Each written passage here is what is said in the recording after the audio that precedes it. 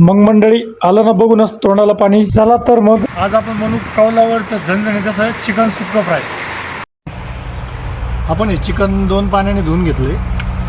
आता याला आपण मॅरिनेटसाठी याला जे जे काय साहित्य लागणार आहे ते बघू. आपण हे मॅरिनेशनसाठी एवढ्या सगळ्या वस्तू घेतल्यात. आपण स्वच्छ धुवून घेतलेलं अर्धा किलो चिकन, हळद, पुदिना, कोथिंबीर, मीठ, तेल, दही, अद्रक लसूण पेस्ट आणि या सर्वाला लागणारा आपला महत्त्वाचा मसाला म्हणजे आपला स्वादिष्टचा तरीवाला झणकेबाज लाल मसाला. हळद, मीठ, दही, अद्रक लसूण पेस्ट, कोथिंबीर, पुदिना, आपला स्वादिष्टचा तरीवाला झणकेबाज लाल मसाल्याचे 2 चमचे. आपला हा मसाला ऑर्डर करण्यासाठी स्क्रीनवर दिलेल्या नंबरवर कॉन्टॅक्ट करून तुम्ही ऑर्डर करू शकता. आपण हे सगळं आता व्यवस्थित मिक्स करून घेऊ. हे आपलं मॅरिनेट आता रेडी झालं आहे. याला आपण एक 15 ते 20 मिनटं मॅरिनेट होण्यासाठी ठेवून देऊ.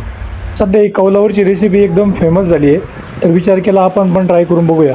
आणि रेसिपी एकदम कमीत कमी साहित्यामध्ये होते आणि जे कोणी नॉनव्हेज नाही खात ते चिकनच्या ऐवजी पनीर देखील बनवू शकतं. फक्त कौल आणताना कोणाच्या घराचं काय काढून आणू नका. ज्यांच्या कोणाकडे एक्स्ट्रा शिल्लक असेल त्यांच्याकडून घेऊन या आणि मग एकदा ट्रायच करा कौल चिकन. आणि या तेलामध्ये चिकनचा जसा चरचर आवाज येतोय ना, तो आवाज ऐकूनच बऱ्याच जणांची भूक वाढणार आहे बरं का.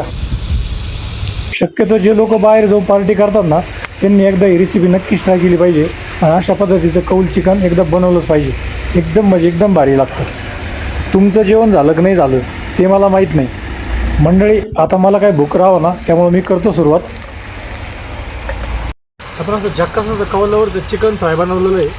तुम्ही पण एकदा नक्कीच घरी ट्राय करा कौलावरचं चिकन फ्राय. आणि मंडळी असं झणझणीत बेत घरीच करण्यासाठी नक्कीच आपला स्वादिष्ट मसाला ऑर्डर करा आणि तुम्ही पण अशा पद्धतीचं चिकन एकदा घरी बनवूनच बघा.